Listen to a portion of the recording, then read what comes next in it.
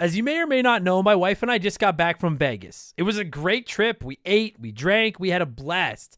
But then we got home and looked at the credit card, and I gotta say, it doesn't matter how much fun you're having, $25 for a drink is a ripoff. Frickin' Vegas. I hate getting ripped off, and so do the lads over at Harry's. They spent years watching the razor blade companies rip people off and said, no more.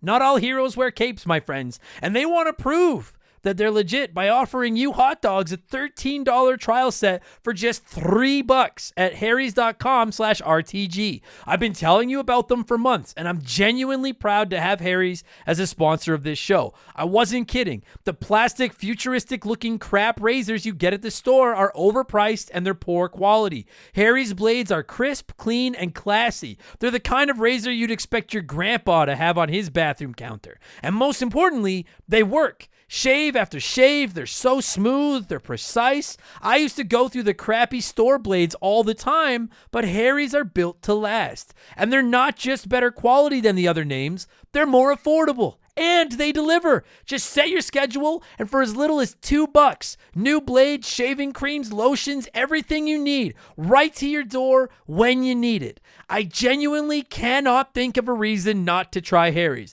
And I'm not just saying this because they're sponsors. They're the best shaving supplies I've ever used. Try them out, and if you're not happy, your shave's on them. And unlike the other subscriptions, they're really easy to cancel if you want to too, which is a nice bonus, but believe me, you're not going to want to cancel. Getting ripped off isn't funny. Switch to Harry's. Get started with a $13 trial set for just $3 at harrys.com/RTG. That's harrys.com/RTG for a $3 trial set.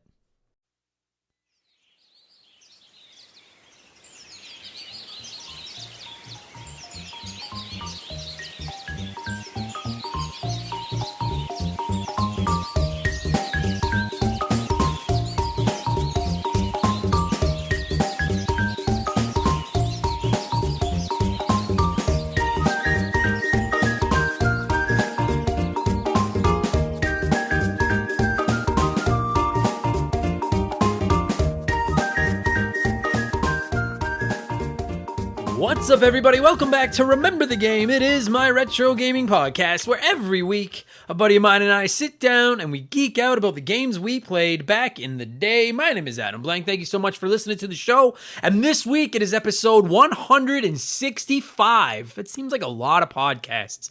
And it's another one of our revisited series this time around. Every couple of months we take one of the really heavy-hitting, big-name games that we talked about in the infant days of Remember the Game, and we revisit it. We kind of give it its due, almost like a remaster of our early episodes. And it's not to come down on my guests from those early episodes or anything like that. It's not like that at all. It's just that we didn't know what we were doing back then. We still don't, but we fake it much better now than we did back in the early days. So this time around, we're taking another look at not only a game from the early days of the podcast, but an entire series that we covered all the way back on episode 8. Jesus, that's over 3 years ago. My buddy and former Remember the Game Hall of Famer, Mark McHugh, is my guest this time around, and we're talking Mario Party, as you might have guessed from the music you just heard and the title of this episode. And you know what? It's been so long since we covered the original, since we covered Mario Party for the first time on the podcast. Mark was still in the Hall of Fame when we covered Mario Party the first time. It's been that long. So this franchise is near and dear to my heart, as I'm sure it is to many of yours. It isn't perfect. It's had some high highs and some fucking low lows. Looking at you, Wii U, this time around. I like the Wii U, but Mario Party on the Wii U fucking sucked. But you know what? Every time they announce a new Mario Party game, people get excited. I do. Every time I hear they're coming up, I get fired up for it. And I just have some phenomenal memories of playing these games back in the day. And of course, I had some holes burnt in my palm, as I'm sure many of you did. And we didn't complain. We didn't complain about it because we knew that sometimes you have to put up with a little pain to enjoy the finer things in life. And we're going to get there in just a minute, because speaking of suffering through a little bit of pain before you get to the finer things, it's time for yet another edition of the Remember the Game infamous intro. Dun, dun, dun, dun, dun, dun, dun. That was a good one. I liked that one. Listen, if you're new to the podcast, welcome aboard. Consider this your warning. Our intros are fairly long. They're a little beefy, but they don't suck. They're fun. They're like when Toad explains the rules of Mario Party at the very beginning of the game, but just a little bit less annoying. Same kind of annoying voice, but not as shitty as Toad explaining the rules of Mario Party. We have merch, new merch, all kinds of merch, hoodies, t-shirts, coffee mugs, tank tops, rocking badass art drawn by my man Joe over at 4545creative.com. We just launched our Sega Dreamcast Never Forget shirt, which is going over like wildfire. If you don't remember, the Sega Dreamcast launched 22 years ago on 9/9/99, and so we've launched a Never Forget Memorial Sega Dreamcast shirt. You can see that, and you can see all of our rad. There's video game mashups where we take iconic characters and squish them together. There's just art from Remember the Game. We have our Console War Veteran shirt available over there. Really cool stuff. You can find it at rememberthegamepodcast.com if you're interested. It's a great way to support the show. And of course, if you don't like clothes, you can always just support us on Patreon. That's the cheapest way. It's the easiest way. You get a ton of stuff for it. It's only $2 US a month for the month, not a week or anything, for the month. That's got to be fucking pennies a day. And in exchange for that, you'll get 2 additional podcasts every week. You'll get exclusive access to my gaming news podcast, Game Patch, every single Friday, where I look back at the biggest news from the world of video games over the past 7 days. And you'll get exclusive access to my gaming discussion show, Expansion Pass, every Thursday. So for that $2 a month, you now get podcasts Wednesday, Thursday, and Friday. You also get instant access to the entire back catalog, well over 100 podcasts sitting there waiting for you. This past week on Expansion Pass, we talked about things that we preferred about gaming in the old days, because gaming today is great, no question. But if you didn't grow up gaming in the pre-internet era, you missed out a little bit. And as is becoming tradition during the intro here, it's a quick sneak peek of last week's Expansion Pass, things we miss about retro gaming.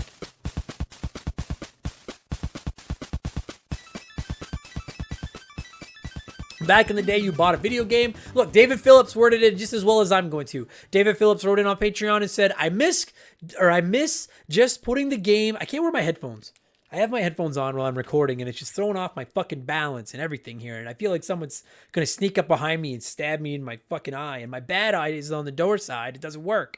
So I wouldn't be able to tell if someone was coming in. Okay, that's not what David Phillips' comment was. If you guys are like, man, David went on a fucking rant. That wasn't what he said at all. David Phillips wrote in on Patreon and said, I miss just putting the game into my NES, my SNES, or the disc into the computer, and it just worked right away. No downloads, no patches, and even better, the game started right when I turned on the power.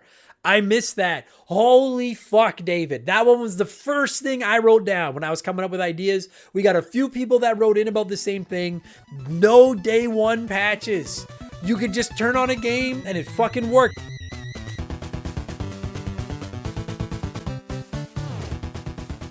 So that was last week's episode, and now for this week's episode, it's finally time for Gaming Confessions Part 2. Last year, we did a Gaming Confessions episode where our listeners wrote in confessing their game shames. I judged them all accordingly, and that episode is probably the Expansion Pass people bring up the most. That is like our most popular episode. People talk about it all the time, and it has literally been a year. It's been 1 calendar year since we did it, and it is time to do it again. Gaming Confessions Part 2 will go live tomorrow, Thursday, September 16th. So again, $2 gets you instant access to that, tons of old podcasts, 2 additional ones every week, plus access to our Discord service, the chance to vote in our Patreon polls at the beginning of every episode, the ability to submit comments and questions for all of our shows. You can DM with me, and you'll get a shout out and get to hear me mispronounce your name, just like I'm about to do to a whole bunch of these people. And I think someone signed up this morning, so I'm just making sure I refresh it so that I don't miss any shout outs as I go through this.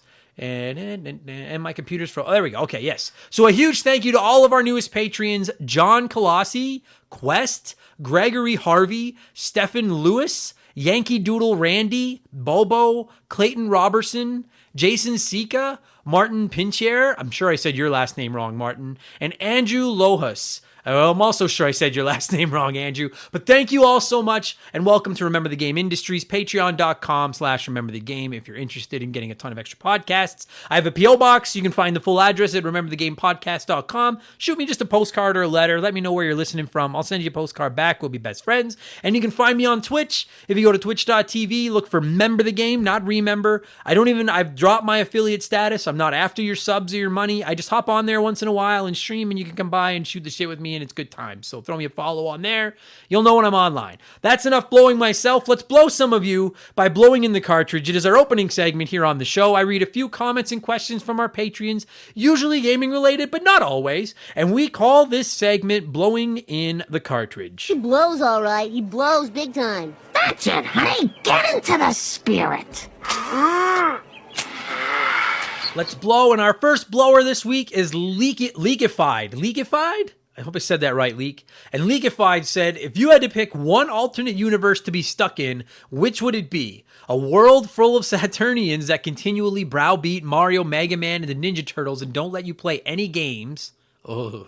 The magical world of Echo the Dolphin, where you get to be Echo with the shitty controls, or with the world as it's laid out size-wise and character-wise. Ugh. Or Mario is Missing, where you can be Luigi looking for Mario. Choose wisely, my friend. Honestly, if my choice is to be Luigi and Mario is Missing, be Echo and Echo the Dolphin, or be surrounded by Sega Saturn fans that always just shit on my favorite games and don't let me play any of them, I will just off myself, I think. That sounds like the best scenario. But I'll give you, if I have to pick between one of those three, I think I'm going to go with being Luigi and Mario is Missing, because you said I'm not going to fucking listen to the Saturnian shit on all my favorite games and not let me play them. And goddamned if I'm going to be Echo the Dolphin, because then I can't play video games either. I'm a dumb fish and I just swim around blowing air at crystals or whatever the fuck it is Echo does. At least if I'm Luigi looking for Mario, once I find him or give up, I should be able to go play video games because I'm a human with hands. So I'm going to go with that one. But Jesus, that was a fucking, I think that's your first comment, Leak, and if it is, that's a rough fucking start, my friend. Angry Tix wrote in and said, your love of the Ninja Turtles is well known, but what other shows did you enjoy watching growing up? As Canadians, we had some Canada-specific shows as well. I remember shows like Mr. Dress-Up, Fred Penner's Place, The Raccoons, Inspector Gadget, the Beetlejuice cartoon, and Reboot. I was also all in on the original Mighty Morphin Power Rangers. I'm a little younger than you, as I was born in 85, and I'm curious how much, if any, that makes a difference in the show we watched. I hope this post provided you with a little nostalgia. That provided me with a fucking ton of nostalgia, Angry Tix. And I literally watched every single show you listed off. Mr. Dress Up, Fred Penner's Place, The Raccoons, maybe the greatest fucking theme song ever with The Raccoons. Inspector Gadget, the Beetlejuice cartoon, and Reboot. I watched all of those. In addition, obviously, I watched Teenage Mutant Ninja Turtles. My other go-to cartoon when I was a kid was The Real Ghostbusters. I would put that cartoon right up on par with Ninja Turtles as far as like the two shows that I watched the most by a mile. And then also, I talked about this once before, but I watched a lot of My Pet Monster when I was a kid. That was a great fucking show. I watched DuckTales a lot when I was a kid. I watched Chip 'n Dale Rescue Rangers a lot. Goof Troop was a big one. Darkwing Duck was a big one. All of you that yell at me that I haven't watched movies, and we actually have a question about that I'll get to in a minute. I didn't watch movies because I was either playing video games or watching stupid cartoons instead. I watched a lot of, you know what though? I never watched He-Man, I never watched Tiger Cats, and I never watched G.I. Joe. Or Transformers. So you can yell at me if you want to. I just never got into any of those shows. I would rather just watch Ninja Turtles and Ghostbusters. That was my jam. Oh, and of course the Super Mario Brothers Super Show. Which sucked every time it was Zelda, but that's an episode for another day. Johnny CCDC wrote in and said, I may have missed you talking about this already in an Expansion Pass podcast, but did you hear that the Game Boy and Game Boy Color may be getting added to the Nintendo Switch? A lot of people don't seem too hyped for that move, but I'm all for it. I have so many great memories of traveling with some incredible handheld classics, and I'm looking forward to revisiting them on the Switch. What are your thoughts? And if this is true, what are the chances of seeing a Game Boy Advance being added to the Pantheon? Great work as always, brother. Love your show. Thanks, Johnny. We have talked about it on Game Patch a little bit. I absolutely think the Game Boy and Game Boy Color thing is real. I think those games will be on Switch before the end of September, personally. And I'm all for it. My big question is the Pokemon games going to be included? Because those are the ones a lot of people are asking for. Those are probably the ones that I want the most, as well as like Pokemon Red, Blue, Yellow. And I'm not I don't know. I can't decide if I think those will be included or not. I don't know. If they're included, this is fucking huge. If they're not, then I think it's still neat, but like the Kirby's, the Marios, the Zeldas, the Metroid, like the Nintendo owned stuff is neat, but I want Pokemon ahead of any of those. So I'm interested to see. And do I think Game Boy Advance games are going to be added? This has been a hotter topic, a bit of a discussion. I don't. And the reason for that is because, first of all, I think those games have held up well enough that they could get away with reselling them. And if Nintendo can get away with reselling them, as they've proven in the past, they're going to resell them. And also, like, Game Boy games are pretty short by and large. I know Pokemon isn't, but most of the Game Boy games aren't the longest games in the world. Whereas Game Boy Advance games, and here's your one per episode, there's some meat on the bone on those games. So if they drop Game Boy Advance games onto the Switch Online and it's included with your $20 a year online membership, I wonder if they worry that might take away from people buying so many games because they've got games to play from the Game Boy. They have these big full games to play from the Game Boy Advance. You know what I mean? Like a Metroid Fusion or insert your favorite, Mario Kart or whatever. Insert your favorite Game Boy Advance game here. So I don't think Game Boy Advance games I hope I'm wrong, but I don't think GBA games are coming. I do think Game Boy and Game Boy Color games are coming, and my excitement level is somewhat dependent on whether or not we get Pokemon included with them. But I do think they're going to happen. Kaiser Dragon wrote in and said, "Hey, Adam, I hope your weekend at the comic convention went well." It did. Thanks, dude. Quick question for you. Have you played or heard anything about Tribes of Midgard? It's an action survival RPG with some minor roguelike elements. Its setting is Norse mythology, and you play as a Viking who's defending your village from Ragnarok and giants who come to destroy it. I'm absolutely obsessed with it now. It's a little repetitive, but something about it just keeps me hooked and keeps me playing. I'm usually not one to level up my season pass and grind out to max level, but this is one of the only games I've ever tried to get there. I highly recommend it. Also, on a side note, my pal showed me his Slay the Spire game, and I'm going to get it now. It's simple but great. I understand why it's the unofficial official game of Remember the Game Industries. So first of all, if you're newer to the podcast, play Slay the Spire. I will never stop sucking that game's dick. I never. It can be soft, they're sleeping, still fucking down my throat. I don't give a shit. As far as Tribes of Midgard, I have not played it. I have seen it. I saw it in a few previews leading up to its release. I thought it came across as kind of Diablo-y, but like with Vikings and stuff like that. Maybe I'm reading it wrong. That's really not my type of game. It doesn't really click with me, but I will say I think the art style of it looks great, and I think it looks like a really quality game. I just don't know if it's my genre, my type of game specifically, but I do think it looks very cool. So sorry to, I don't know. I don't know if I should even say sorry, but yeah, I haven't played it. I don't think I'm going to play it, but I do think it looks neat, and I am aware of it. And Slay the Spire is awesome. A couple more here quickly, and we'll move on. Raul wrote in and said, took a bit for this generation of games to get going, but after that PlayStation showcase and what Microsoft and Nintendo have already revealed, I think it's safe to say the next few years will be amazing. I can't even begin to think what the big three will deliver from 2023 and beyond. What is your most anticipated upcoming game? That is in the next few months, it's Back 4 Blood and Deathloop, which is out right now. And I'm actually it's downloading as I record this. I can't wait to play it. But if we're talking over the next couple of years, Gotham Knights has me excited.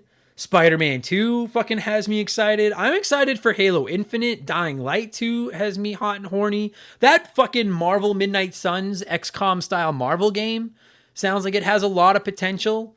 But I think if you were to put a gun to my head and, Horizon I can't wait for, God of War I can't wait for, fuck me, is it good? Breath of the Wild 2 is coming, holy fuck. If I had to pick a game right now, though, if you were you gotta pick one, what's your most anticipated upcoming game? It's Final Fantasy VII Remake Part 2. And I don't think we're playing that before, 2024. I hope I'm wrong, but I don't think I am. Holiday 2023 at the absolute earliest. But that's probably the game I'm most excited for, is Final Fantasy VII Remake Part 2. Plus every single game I just listed off, plus probably 300 others that I fucking forgot to mention. I agree with you, Raul. There's so many fucking insane games coming out over the next couple of years. It's gonna be a good fucking time to be a gamer, kids. I'm telling you. The AEW game I'm excited about, the new wrestling game, just so many. Titan420 said a trailer for the new Matrix movie dropped this week. Needless to say, it looks pretty good in my opinion. I know you're not a big movie guy, but I'm just wondering if you've seen the original 3 Matrix movies. What do you think of them? And what do you think of the new trailer?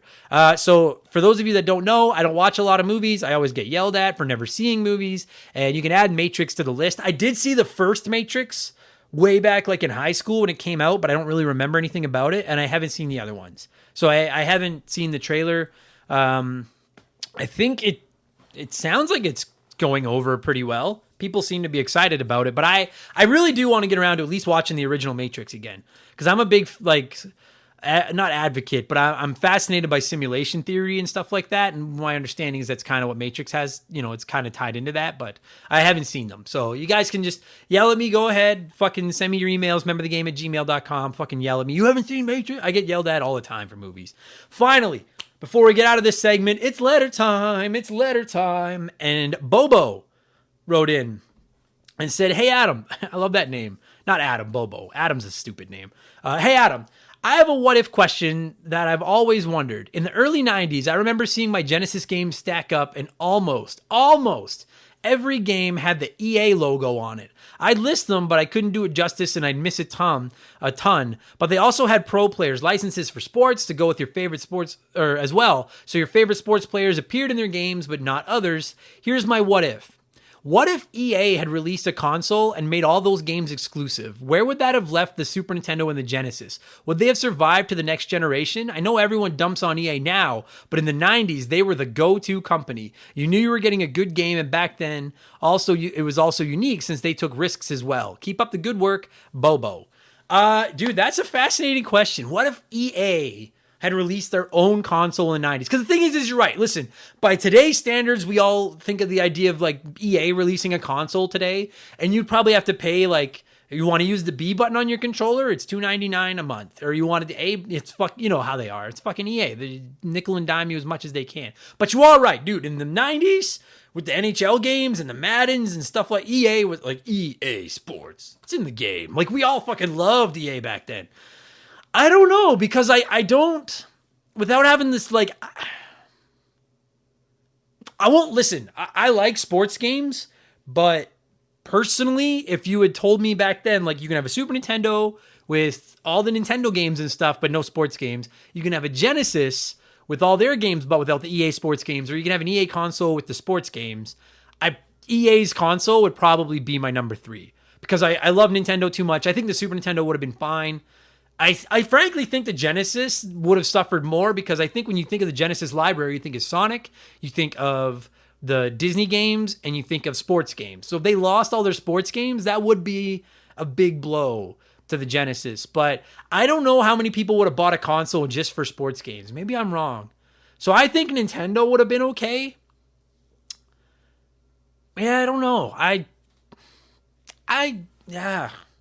I think Nintendo would have been okay. So the problem then is, let's just say Genesis loses a portion of their player base to the EA console, because EA was such a big part of the Genesis's platform. Now are they the powerhouse that they became? Because Nintendo kind of slacked off in the early days of the Super Nintendo, and then the Genesis put the fear of God in them and got them moving. So does the Genesis put the fear of God into Nintendo if they don't have all their sports games? And if that's the case, does Nintendo kick it into full gear without Genesis scaring them? I honestly think that would have done more harm than good. I think that the 90s played out exactly how we wanted them to, with Sega standing up and threatening Nintendo. And I don't think Sega could have done that without their EA titles. So I think that would have been a bad thing. So I'm kind of glad that they didn't do that, to be honest with you. Plus, God forbid EA was still making fucking consoles today. Oh, God. You'd have to buy loot packs to fucking see what games would come in loot packs. You wouldn't be able to just buy a game. You'd have to buy fucking packs of cards with games on them. They'd be like $200 a pack. Fucking EA. Can't spell greasy without EA, those motherfuckers. That'll do it for Blowing in the Cartridge this week. Thank you to everyone that wrote in. I appreciate it very much. Let's change things up and let's get into our Smash Hit segment, the official game show of Remember the Game Industries. Play one, remake one, erase one.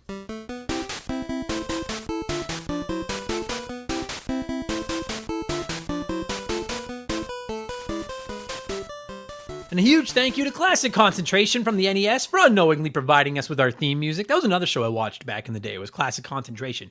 The rules are simple. Every week, I give our listeners 3 retro video games. They can play one as it was released, they can remake one as a modern game, and the third game is erased from time forever. And as always, there are no wrong answers, but there is a correct one. We'll get there in just a minute. And this week, since we're talking Mario Party on the show, which is one of my absolute all-time favorite multiplayer games or franchises, especially on the Nintendo 64, I figured I would go with my 3 favorite multiplayer games from the Nintendo 64, which is WWF No Mercy, Mario Kart 64, and GoldenEye 007. And I thought this would be a tough decision for everyone. Obviously, it wasn't. I did a bad job. Our winner had 54% of the votes. And the thing is, there's 6 options on the poll when you take every combination of play, remake, and erase. There's 6 options. So if you get like 30% of the vote, that's a big win. 54% was huge. Most of you would play Mario Kart, remake GoldenEye, and erase WWF No Mercy. And at first I was like, you guys are all fucking insane. Certainly not what I would do. But then I got thinking about it and I was like, I get it. If you're not a wrestling fan, WWF No Mercy means nothing to you. If you are a wrestling fan, then you know the magnificence that is WWF No Mercy. But otherwise, I get that it's not a big deal. GoldenEye and Mario Kart cast a much bigger net over the gaming world than WWF No Mercy does. They appeal more to the masses. So I understand the logic. I'll let a few of you defend your votes here before I tell you what the right answer is. Yankee Doodle Randy wrote in and said, I never cared for wrestling, so erase that one. I'm sorry, Adam. Remake GoldenEye because I'd love to see updated graphics and gameplay on the first shooter that I ever played, and that leaves Mario Kart to just play, although the Nintendo 64 version is probably my least favorite of the series, and if we're talking Nintendo 64, Diddy Kong Racing is more fun. Plus, we sort of have a remake with Mario Kart 8 on the Switch. So Diddy Kong Racing won our Patreon poll this month, and I'm going to fire it up this week, and I'm really excited to finally see what all the hubbub is about. But I can live with all your logic, and like, if people are racing WWF No Mercy, I think people expected me to lose my shit, like Yankee Doodle Randy apologized. I'm good with that. If you weren't a wrestling fan, WWF No Mercy probably means nothing to you, so I can live with that. Everybody likes Mario Kart, and everyone likes shooting people. That's morbid as fuck, but not everybody likes pro wrestling, so I can understand that. Now, RageMo wrote in and said, I know you being a wrestling fan will probably place all of these results on double, triple, extra strict probation, but the fact is Mario Kart 64 and GoldenEye are 2 of the best games of all time, right out inventing or revamping their respective genres, regardless of platform. So I play or remake either GoldenEye or Mario Kart, but erase the wrestling thing/game. You know what's going to get you on double secret probation, RageMo? It's not erasing the wrestling game. I can live with that. What gets you on double secret probation is disrespecting the rules and just saying, I don't know, play or remake one of GoldenEye or Mario Kart. I don't really care. That's not how this works. You don't go to McDonald's and when they're like, what do you want? You're like, some kind of burger with a side. You got to pick and you got to assign the individual topics to the individual games. So if you would come in here and said you'd play and remake GoldenEye and Mario Kart or vice versa, I'd have no problem with that. But to just nonchalantly throw them out there with the 2 titles, boom, double secret probation. And I'm sorry I had to do that, but you can join the literally rest of our fucking community. It feels like everyone that listens to this podcast has been put on double secret probation at some point. Welcome to the team, RageMo. Go rage over there on your fucking probation. Dan S. wrote in and said, play GoldenEye. I still play this game every couple years. Even without anyone to multiplayer with, the first 2/3 of the single player is rock solid and fun. Remake Mario Kart 64. Just drop the Mario Kart 8 graphics into this and shovel it out for $50. I'd buy it. Yeah, I would too. And then erase WWF No Mercy. The Nintendo 64 had great wrestling games, but I don't like wrestling very much. I'm also no longer forced to play wrestling games at my grandma's house with my cousin, so I'll erase this one. So the reason I read your comment, Dan, is because I agree. Dude, if you took Mario Kart 64 and literally just made it into Mario Kart 8 and re-released it at full price, I'd be like, yeah, that's fine. I love that game so much that I'd be like, I don't give a shit. I'll pay you for it. That's fine. Now, fortunately, not everybody is erasing No Mercy. Pie Messiah wrote in and said, play WWF No Mercy. I don't think I could choose to remake this due to wanting to keep it as it is. It reflects those times in its current state, and for me, that's where the nostalgia lies in those older graphics. Remake GoldenEye. I absolutely love this game, and I spent hours with it, but as much of a Nintendo 64 kid that I am, this game would do so much better in a modern-day coat of paint with modern controller, for fuck's sakes. And then erase Mario Kart 64. It just give us a newer entry in the series for the Switch. Erasing it wouldn't erase the series since it started on the Super Nintendo, so canceling out a console generation would still keep the series intact. Now, there's my fear pie, Messiah, because we've never said an official ground rule. If you erase a game, does it erase the future of the franchise? If you drop Mario Kart 64, does the franchise live on? I wouldn't erase Mario Kart 64 anyway, but that makes me nervous. I can't play with that fire. I can't do it. Shannon Willis said, "You're so wrong for this one, Adam. I'm going to play Mario Kart, remake GoldenEye, and erase No Mercy. GoldenEye already got a remake, and it's very good. And I can get by on WCW NWO Revenge, WrestleMania 2000, and SmackDown vs. Raw. I love No Mercy, but it's got to go this time." And you know what, Shannon? Of all the people that erased WWF No Mercy, your take was the one I was most able to get on board with. Because you're right, losing No Mercy fucking sucks, but you do still have WCW NWO Revenge and WrestleMania 2000. So you still have some pretty good fucking wrestling games on the 64 if you get rid of it. I can live with that. Davey Boy said, "Great one this week. I'd play WWF No Mercy because it's a Nintendo 64 wrestling game. I'd remake GoldenEye because it's showing its age and it would be awesome made it an up-to-date shooter. And then I would erase Mario Kart because we still have past and future ones to go play." I can't decide on that, but fuck, I would erase... If I had to erase two of them, then I'd probably erase Mario. I don't know if I can erase Mario Kart 64. I'm too scared of the future. Like, if erasing Mario Kart 64 meant I never get another Mario Kart, I wouldn't chance it. I would erase No Mercy reluctantly because I can't chance. Fortunately, I only have to erase one, so I'm not erasing Mario Kart. Fuck that.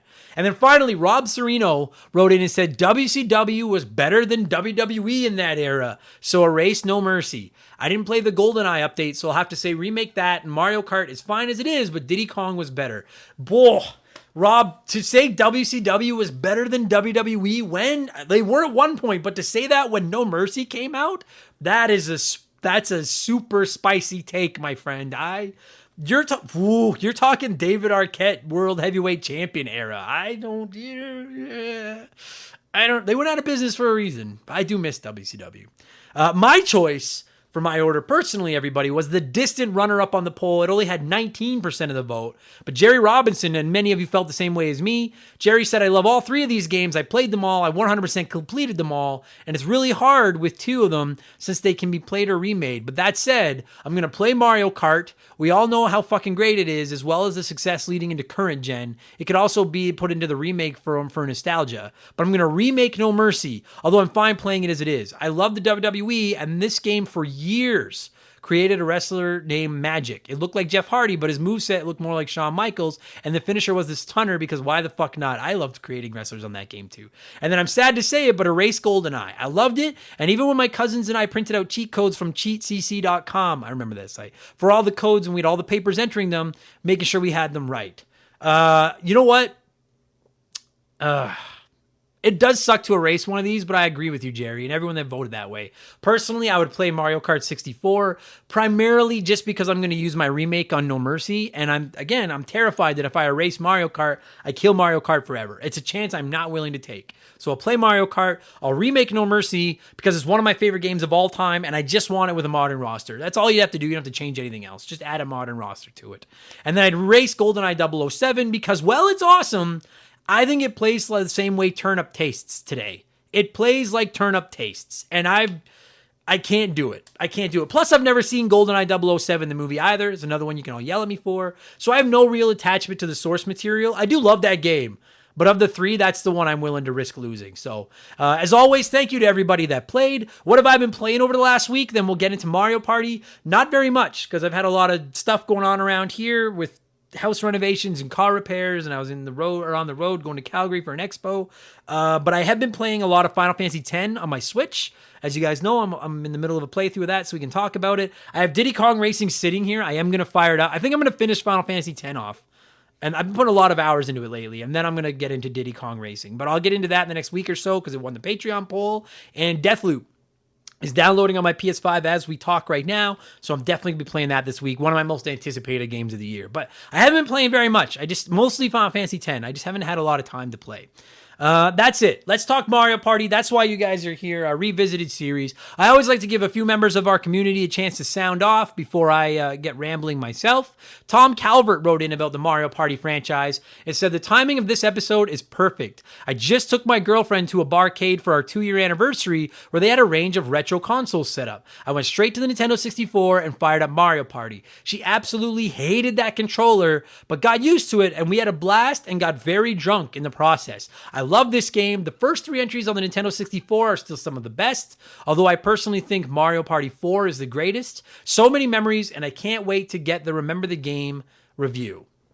Yeah, fuck yeah. I can get on board with everything you just said, Tom. I personally, like, the original, as you guys are about to hear, the original trilogy on the 64 and then the GameCube ones are by far my favorites. Although I do think Super Mario Party on the Switch had a lot of potential, and I just think Nintendo kind of dropped the ball on it a little bit.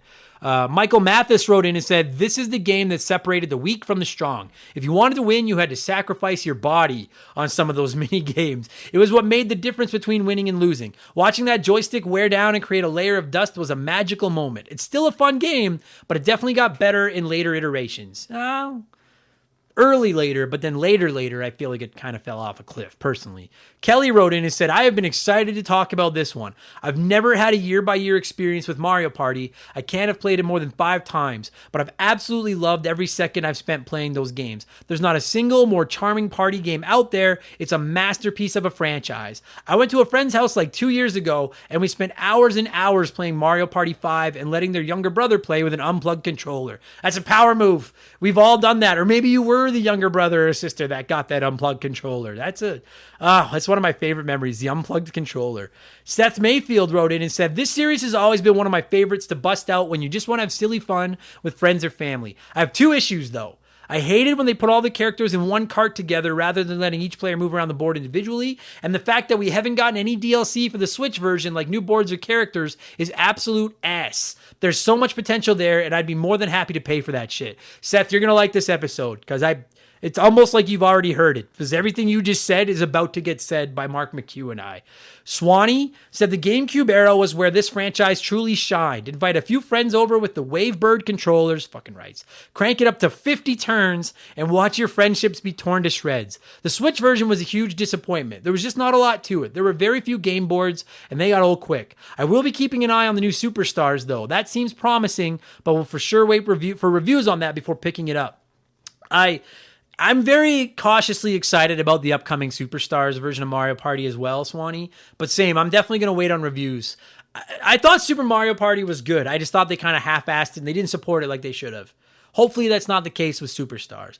And then finally, my favorite comment this week, Keegs in his stupid arrow handle wrote in and just said, this episode isn't even out, and it put a hole in my hand. Goddamn right. We've all got the scars. We all earned the scars. Let's talk Mario Party. I'm going to cue up that classic Mario Party music. Nostalgia. And when it stops, my buddy, former Hall of Famer Mark McHugh and I are going to look back at the Mario Party franchise over the years. And you know what? This franchise kicked off with the original Mario Party on December 18th, 1998. Fuck me, we're old. Enjoy the podcast, everybody. Let's go.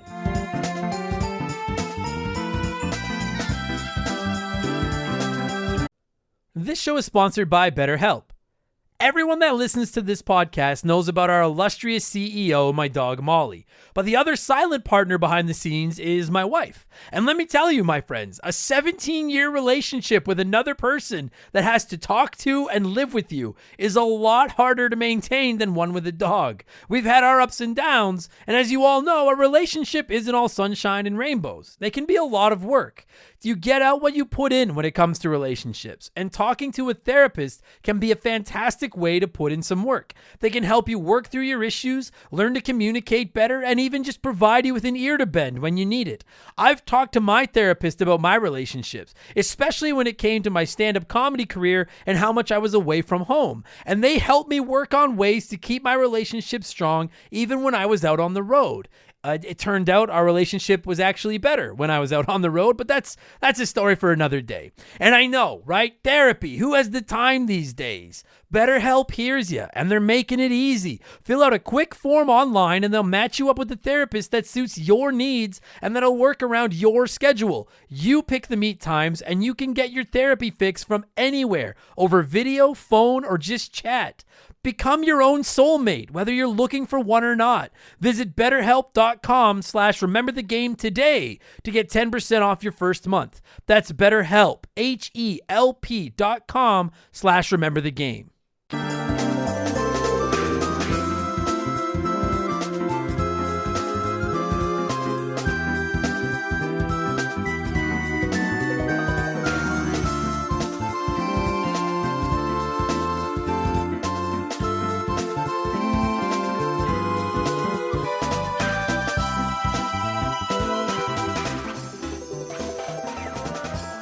Okay, so joining me via the blank phone this week, as I've already said in the intro, to cover an entire franchise of Mario Party for the second time, because we did it literally almost 160 episodes ago. That's a lot of podcasts. My guest this week is former Remember the Game Hall of Famer Mark McHugh. How's it hanging, buddy?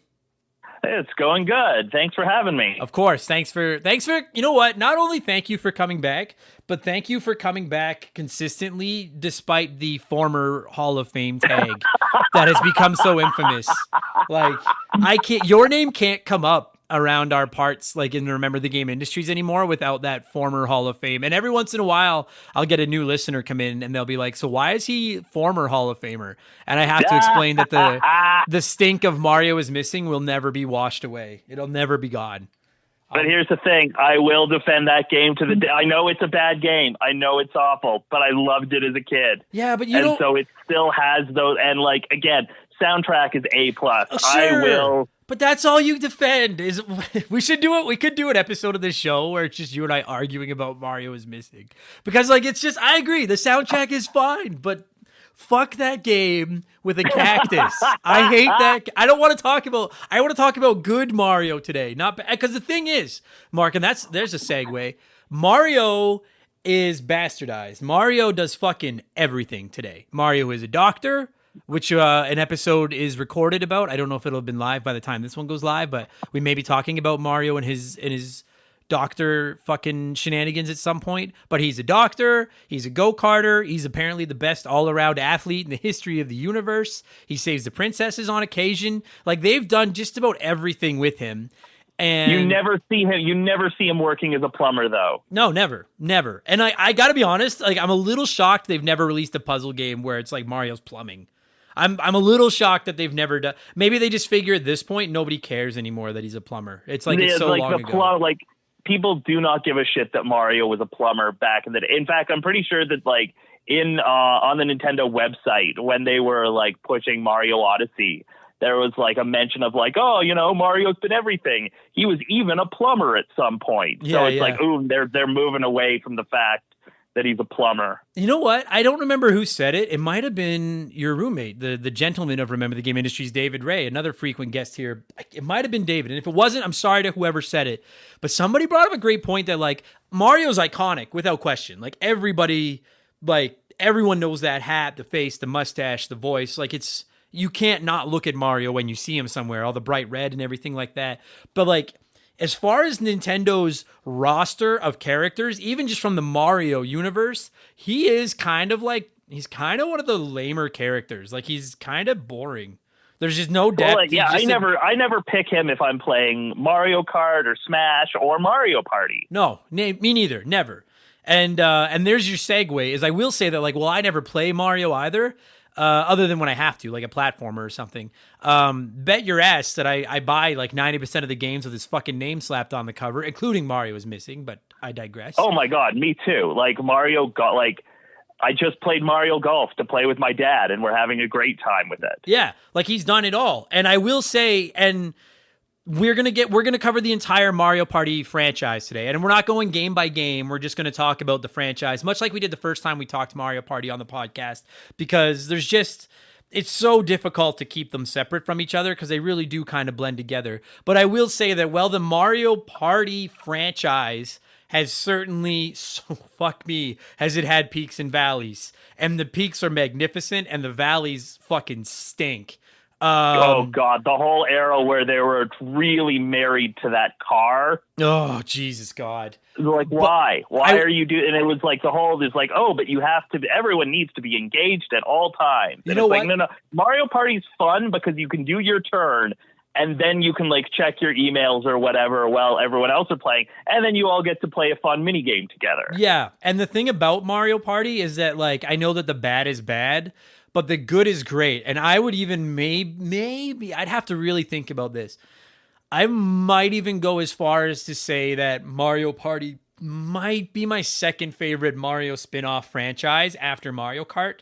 Because, like, even when a Mario Party game sucks and it burns me and I fucking hate it, the next time they announce one, I can't help but just be like, oh. Like, there's just something about Mario Party that just works so fucking well. And I don't... When it works, I mean... The game I'm excited for most, like right now, more than like Life is Strange or more than Metroid Dread, my most anticipated game right now is Super Mario Party All-Stars. Yeah. Because that's exactly what I want from a Mario Party game. Yeah. Because it's like, I am the most familiar with the first three games because those are the ones, obviously those were the ones we played the most. Yeah. I played a little bit of like the later ones, just like whenever I was at a friend's, but the first three were the ones that like we played to death. Oh, dude, like on the Nintendo's, I remember because I'll agree with you. I wouldn't say that Mario Party Superstars or whatever it's called is like my most anticipated game for the rest of the year, but I'm highly anticipating it. And so I'm going to make a note here because I kind of wanted to talk about like memories of the old Mario Parties, but I also kind of wanted to talk about the new one. So let's go to the old ones first, and then we'll come back to the new Mario Party. I'm just making a note so I don't forget.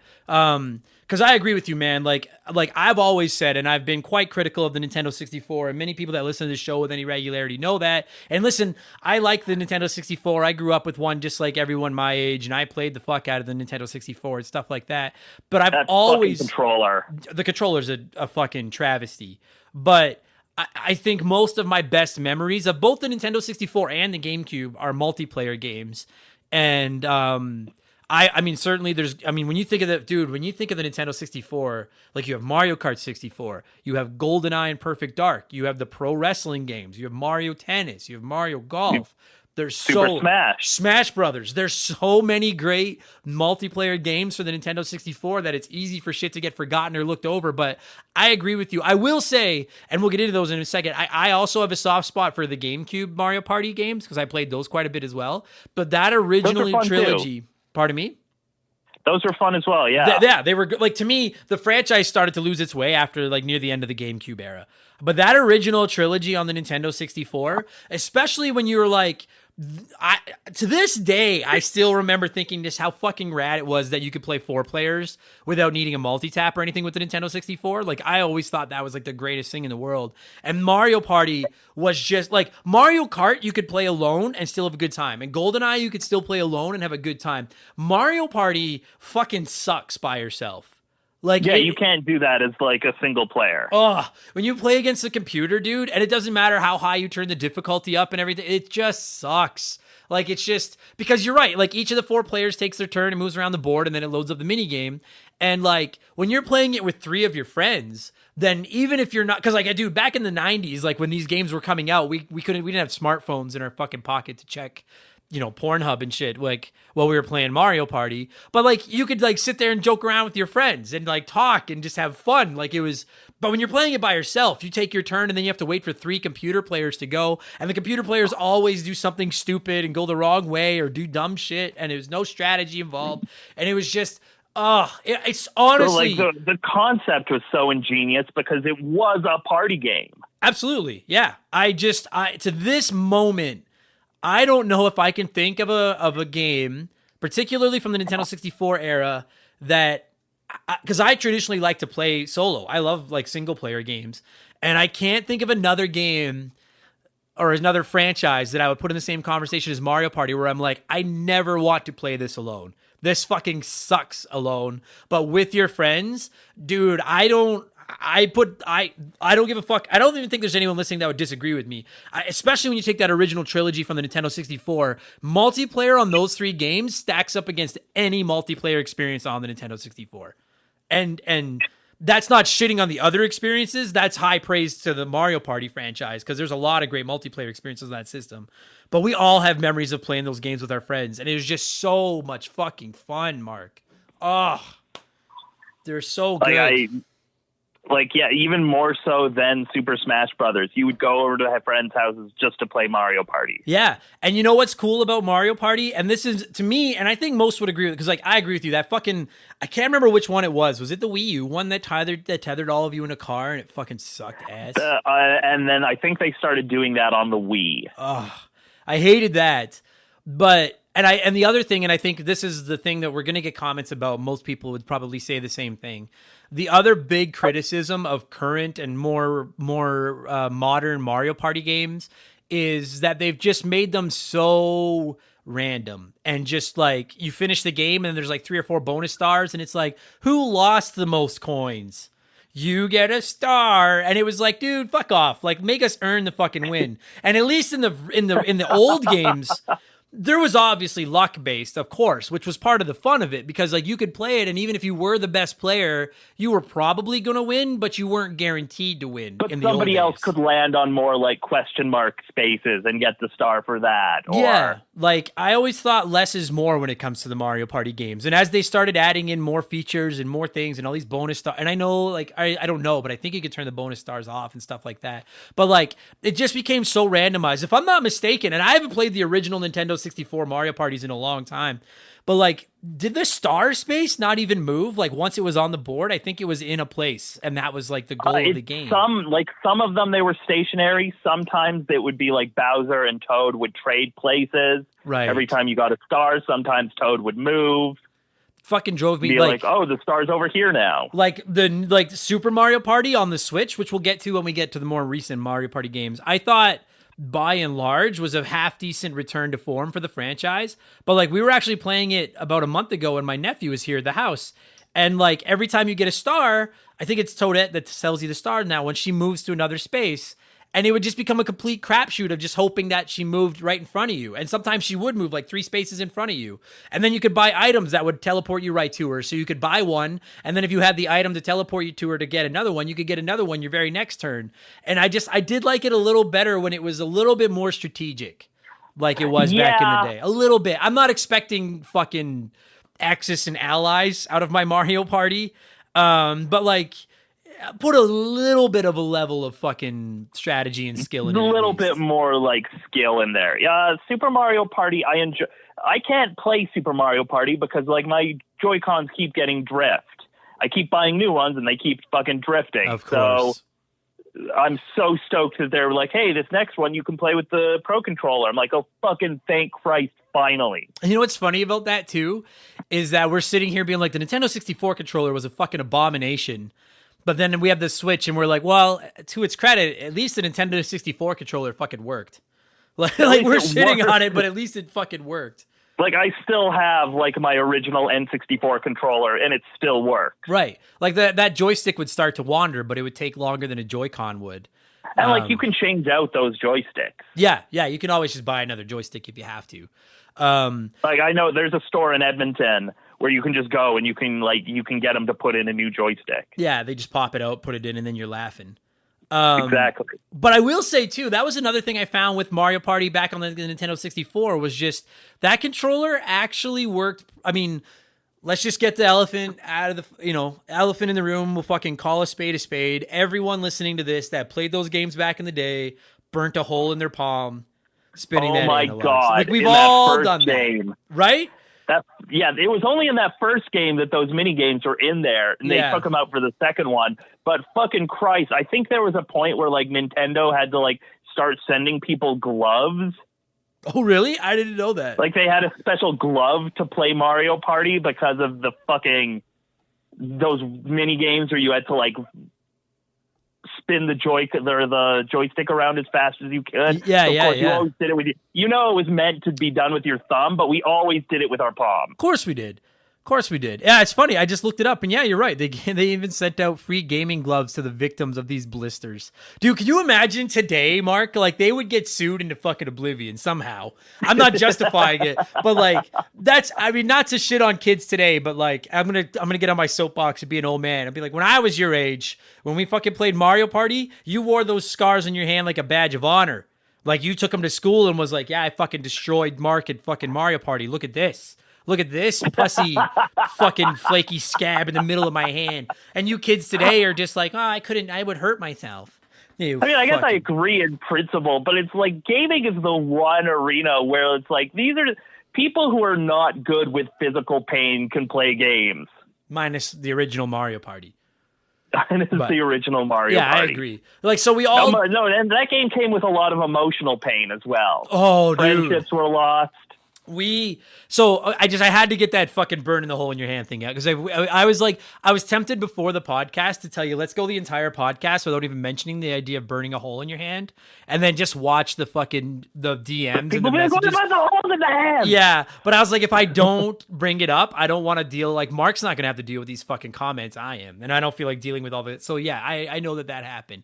But by and large, I actually thought the Nintendo 64 controller, like, I remember thinking, as much as I don't like that controller, I loved that like people would bring their own over to the house and everyone had like a different color and we all were like, that's what we would do. Like when we'd sit down to play Mario Party, we'd fucking fire a Mario Party and all four of us had a different colored controller that was ours that we probably brought from our house. And then we would sit down and play it. And it was just like, it was a really unique, I don't remember anything like that. Like this wouldn't have worked on the Super Nintendo, obviously, because, you needed the analog for so many of the games in this. Plus, you need 4 players to make it work and all that. Like 2-player Mario Party fucking would suck. But I agree with you. Like this game fucked up friendships, and it's wild because like did you play GoldenEye with your friends back in the day? Oh yeah, and like we would get we'd start yelling at each other while we played GoldenEye. But you would especially think if somebody chose fucking Odd Job. Oh yeah, well if someone chooses Odd Job, they're in prison. I've always said they're in jail now because they're fucking horrible people. But like, you would think that game would get more heated because it's like, you got the testosterone, like not to say that girls didn't play, but like it's shooting and it's violent and you know what I mean? Like you would think something like that would get you fired up. But Mario Party ruined friendships. I remember vividly getting heated arguments with our friends. If you fucked with someone and like took one of their stars at the last minute or just did something to fuck one of your buddies over while you were playing that game, considering that it's Mario and it's like the most lighthearted, fun digital board game ever, it got fucking heated, man. Dude, because what was happening on the screen was half of Mario Party. Because in real life, you'd be forming alliances. You'd be like, you'd be making your own strategy. And then like, if you stole a star from somebody you formed an alliance with, that was it. You were fucked. Yeah. It was, oh God. That person was coming for you. So like Mario, like what was happening on the screen for Mario Party is really only half the game. And that's what's so genius about it. Yeah. And it's funny because like, nowadays, and I know, and again, we'll get into the more modern ones in a minute, but like Super Mario Party on the Switch didn't have online until like 3 months ago, which was a goddamn joke we'll get there. A fucking joke that it didn't have. Dude, and I was like, what? Like, that's the reason I didn't buy it. I was like, oh, I can only play mini game. Like, because if I am playing because like, my multiplayer, like I don't do a lot of like couch multiplayer anymore. Yeah. Most of my multiplayer is like, oh, my brother lives in Calgary, my parents live in Cranbrook, we're all going to get together and we're going to play Mario Kart. That's right. Like what a lot of our online a lot of my multiplayer experience is. Right. So when they were just like, oh, but you can't really do it online, it's like, well, okay, then I'm not going to get this one. So the next one, they're just like, oh yeah, day one, it's all going to be online. I'm like, okay, sold. Right. And like, and the thing about it is like, I certainly don't fault it, particularly like the situation you just said, where you guys don't even live in the same city. Like that's the only way you can play with each other is to play online. But I will say that like, I'm glad Mario Party launched way back when it did on the Nintendo 64 because it's like, I don't play a lot of couch co-op anymore either, and I don't particularly miss it. Like, it's fun when you're sitting with your buddies playing a game and you're like, like Halo, like some of my fondest memories of couch co-op are playing like Halo campaigns together, like on Legendary, playing them 2-player and that kind of stuff. But like Mario Party, it's just so much more fun in the same room with each other. And it stands as like it stands today as it did back in the 90s in high school and stuff like that. When you're chirping each other and laughing at each other and plotting against each other, and someone usually storms out, takes their controller and goes home, and it's just 1,000%. But it was just so much like, God, it was so fun. And to this moment, I can't figure out what it is that would make you so fucking angry. Because like we would play all these other games where we would fuck with each other and screw each other over and stuff like that. Nothing set you off as much as Mario Party did. And I don't know why. Because Mario Party was a bit of a slower burn. Like there was like, it's like Monopoly where it's just like, oh, it gets into your head. Whereas like GoldenEye, yeah, you're shooting each other, but then you're like, I die and then I respawn right again. And the game's over. Oh, you won that one. All right, let's play another. Whereas Mario Party, like it took time. Like it was like an hour to like an hour and a half to play through a game. So like you were committed to that round. That's a good point. You're right. You fucking like, I was thinking of Mario Kart. And you remember in Mario Kart 64, in battle mode, when you died, then you turned into the little bomb, and then you could drive into someone and blow them up and take one more balloon away. Like, and you were just a piece of shit if you did it, but we all fucking did it because it was you would have to whoever took you out of the game. Of course you did. But you're right. A game of Mario Kart was fucking 10 minutes, and then you're like, all right, let's go again. You're right. This was especially because we used to play with like we would turn the turns fucking up and get comfortable. Like this would be an evening. And we've all been there. We've all been playing a Monopoly or something where you're so far behind that you can't win. It's just a matter of having to play it out. But like when you can't win, you now have the freedom to play like a maniac. Oh yeah, and that was the best part, dude. When you got a chance to like steal a star from somebody or something, like hurt somebody, and you had to make that was one of the funnest parts, was making that legitimate decision between, do I go with strategy and go after whoever's in first place to try to pull them back to the pack? Or do I fuck over my girlfriend or my boyfriend or my buddy? Like, because sometimes it was more fun to just fuck with someone that already was like, maybe someone that was trying to catch first place if you were out of it. And you were like, instead of knocking you over, it's like, I don't care who wins as long as it's not you. Yeah. And the scores, man, and I don't mean scores like the tallies, but I mean like the beefs, like to settle those scores. God, it was so much fun. And then like, dude, sometimes you go into mini games. Like, I gotta be honest with you, I always hated when you had to do 3v1 mini games. I don't mind it when it's everyone for themselves, and I don't mind it when it's 2v2. But when you have to go 3 against 1, like I always hated those. I don't. There's very few examples of the 3v1 games that I really liked. But when it was 2v2 or when it was everyone for themselves, I particularly loved when it was everyone for themselves. And like the game that sticks out in my mind the most, and I can't remember which Mario Party it was from. I've probably been in a few of them now, but you're on like a platform and there's no edges. Like it's a circular platform. You could fall off the edge, and all 4 of you are just running on a ball. And all it is trying to bounce. I think that was in the first one and the second one. Like, to me, that was always like one of my favorite games because we would always, if someone was really ahead in the lead, we would all be like, well, let's fucking get, Steve, because he's in first place and that kind of stuff. So but then it's 3 versus 1 without like, even though it's a 4-player game. Yeah, because and I'll tell you, man, like make this known. Okay. And if I ever get on some kind of a reality show, like a Survivor, a Big Brother or something, it's not a matter of will I stab someone in the back. It's a matter of will I get to everybody before they figure out it was me. Like I am a fucking piece of shit when it comes to games like that. Never play Risk with me because I will fuck you over. It's not a matter of if, it's a matter of when. And in I will fuck you over. And in Mario Party, there was nothing better than being like, all right, the 3 of us have to get, Joe because he's in the lead. And then as soon as the game starts and we go at Joe, I unaccidentally on purpose bump you off instead. And then I'm like, I was going for Joe. And then it would start to get heated and then you'd start fighting with each other. And then it would be like turn 3 of like 40 turns because we'd always turn it right up. And it was just the best, like the laughs. It was this odd combination of fun and anger that very few games are able to replicate. Like very, very few games are able to replicate. They're so much fun, these games. God, I love them. Oh, dude. But now that's talking the 64. And then I think that I don't remember all of it. Like I'm looking at it right now, Mark, and it's fucking wild, dude. There was 3 of them on the 64 and then 4 of them on the GameCube. And I think yeah, like there was a point where like there was almost an annual release, and I think that was too much. Mm-hmm.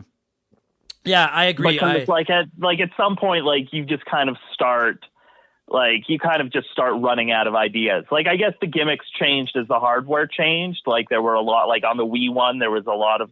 I remember on the Wii one, there was one where you had to like shake up a bottle, but like it was you just shaking the Joy-Con up and down. And so, of course, everyone was like, ha, ha, ha, ha, ha, we're all jerking it. Yeah, we're all jerking off. Yeah, I do remember that. Where, like, there's so many pictures of people playing that game, and all four of you have your Wiimote just fucking, just rubbing one out while you fucking play. But I never lost that game, for the record. No.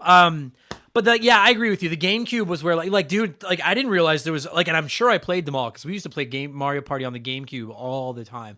I've told this story many times that, like, the GameCube, PS2, Xbox area is notoriously where I really fell out of gaming and I wasn't playing very much.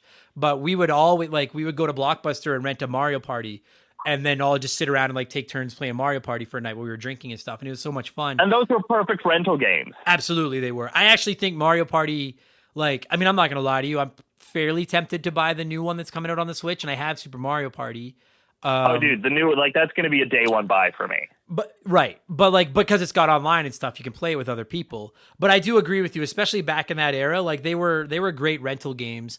But like that, there was 4. I kind of like Mario Kart. There's 1 per console, and they go all in on those. And I think there's something to be said for that. And they fucking, like, even that they churned out 3 on the Nintendo 64. Like, there was 1 Mario Kart on the 64. There was 1 Mario game. Like, there was 1 tennis, 1 golf, 3 Mario parties. I think once they released the first one and it blew up, because that was a huge game when it came out. And they were like, dude, this is not really that hard to make more of these. We just have to come up with a bunch more mini games and design a few new boards, and we could sell it again, and we could sell it again. I didn't really think of it at the time. They found a winning formula very early on. Sure they did. But they also found out, like, they were like, these are not, I'm not trying to sound like a game developer because I'm talking out of my ass. I don't know anything about making video games. But I'm willing to, like, dollars to donuts, it takes a fraction of the time to make a Mario Party that it does to make, like, a Mario Kart or a Smash Brothers, which is why they come out so much. And I do feel like it was during that GameCube era that I feel like the and maybe not everyone will agree, because I know some people like at least Mario Party 9 on the Wii. But I think that by and large, at least for myself, that was when the franchise kind of started to become. It went like, I'm trying to figure out how I want to word this. It kind of went the way of like Madden, where it was just like it became like it wasn't special. It was just, well, we're gonna get another one. We're gonna get another one. We're gonna get another one. Yeah. And it's like, of every one of those ones on the GameCube, they're fun games, but like if you had never played a Mario Party game, you could pick up any one of those games and have an absolute blast with it. It's just that we got tired of the formula. Yeah, like, and it was like, I'm not buying another one of these. Like, I'm not buying another one of these, especially because, again, unless you've got at least one other person to play, even if you have to play, dude, like, it sucks even with like if there's 2 human players and 2 computer players, that kind of sucks. 3v1 is a little better until you get into, have you ever, like, and it doesn't matter if this is on the 64 or on the fucking Switch. Dude, is there anything worse than playing 3 humans and a computer player and then going into a 2v2 minigame and being the one that gets stuck with the computer player? And you know you're going to lose. The computer always sucks. Always sucks. And it just, So that's especially the thing. Like if you're on that like minecart one and you have to like, it's like, no. I hit the button and then you hit the button. Yeah. Where you have to be able to talk to each other. Right. And that's like fucking Nintendo. Like, not to, I know we're kind of hopping all over the map here with this, but like to get into the new games, like that new one that's coming out, the Superstars or whatever the fuck it's called, that's a rad idea. But at the same time, it's like, I really think it'd be a lot, like, you're going to have to use Discord or FaceTime with your friends. If you're like, you got to be able to talk to each other. It just isn't the same without being able to talk to each other and plan stuff out. And I just call my friends, or I just call my parents when we're playing together. Like, God forbid Nintendo just put fucking voice chat in their online, but that's a topic that we've covered a million times. That's a topic for another day, motherfuckers. It is, like, it would be nice if they did that, but like, just because I've never felt like anything was particularly lacking. As far as just because like it's super easy to just call your friends and it talk. Is. It still fucking irritates me though. Like, it should be, but that's another day. Like, it should be in there. Yeah. But like it started out so basic, and then they started adding like more, like you could buy like all kinds of items and candies or whatever the fuck you want to call them, and then the board would shift around all the time. And I don't like, I will say, and like I think this is a fair point that I think people need to remember, even if you don't like the fact that they release a Mario Party every fucking 3 months, or they did it for a while and stuff like that. At least it's not right click save as Mario Party 6, right click save as Mario Party 7. The innovation didn't always hit the mark, but at least they were trying to add new things to it. I will give them that. It just felt like it almost got too convoluted, and I was like, I just want, like, we were playing Super Mario Party, the Nintendo Switch one, when my nephew was here, and it's a fun game. I actually think it's the best Mario Party in quite some time. But I was just like, I long for the fucking old school Nintendo 64 days with less gimmicks and just quality mini games, and it was a little bit more skill and strategy involved. Like, and that's what I'm praying that the new one that's coming up is, because Mario. Well, that's 100% what it is. It's just the N64 boards and the N64 mini game. I know. I just call me cynical if you have to. I just have very. There's part of me that's like, it up somehow. It's Nintendo. I'm like, you could knock this out of the park harder than you've ever knocked a ball out of the park in your life, or you could fucking Nintendoize this. And it's like, please just don't overthink this. Like, it's not, oh my God, don't overthink this. You don't have to do the Paper Mario treatment of this. Oh, like, and like the thing about it is, it's not just Mario Party. Like, Nintendo's done that. As far as I'm concerned, like, I wasn't super impressed with the new Mario Golf. I feel like they've done it with tennis. They did it with Mario Part, or with Mario Paper Mario, pardon me. Like, I know some people argue that Mario Kart has become too much luck based because of the blue shells and stuff like that. I think Mario Kart 8 is the best Mario Kart ever, but I can understand where you're coming from. I get why Nintendo is trying to make their games more accessible to everyone, because there's so many Switches out there owned across so many demographics that you need to play to everybody. All I want out of the new one is, like, if you want to make those old Nintendo 64 games more level playing field for everyone and more of a crapshoot, make that an option, and then make like classic. Like, that's all I want, is something where you can pick classic, and then it's just vintage Mario Party. Like vintage old school skill based Mario Party. I'm fucking wouldn't it be praying cool that. if you could also play with like the old school graphics as well? Mm-hmm.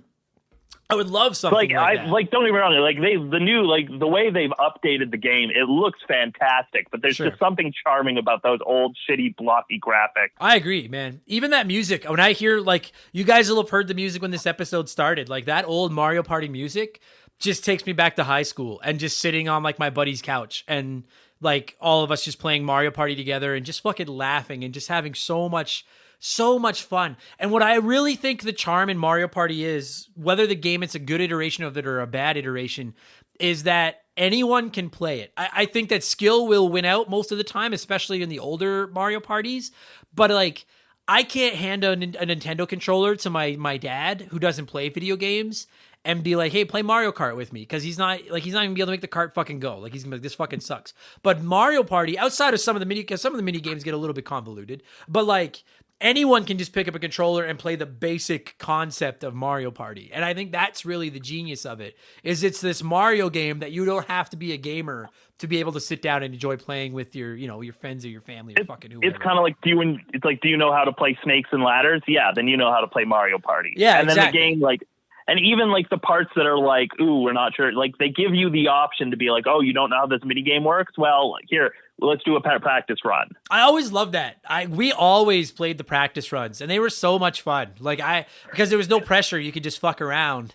And dude, some of those games, and I'm thinking more, I think in the GameCube era, a few of them particularly, like some of my favorite mini games are ones where you split 2v2, and they split the screen in half, like vertically, and you have to run like through an obstacle course, and one of you will have to run to like a switch and then like turn the switch while the other one like stands on a platform, and then it pivots that platform across lava, and then the one that went across the lava has to spin the switch and the first person has to get back on. Like, you know what I mean? Like those obstacle course teamwork games. I fucking love those types of games too.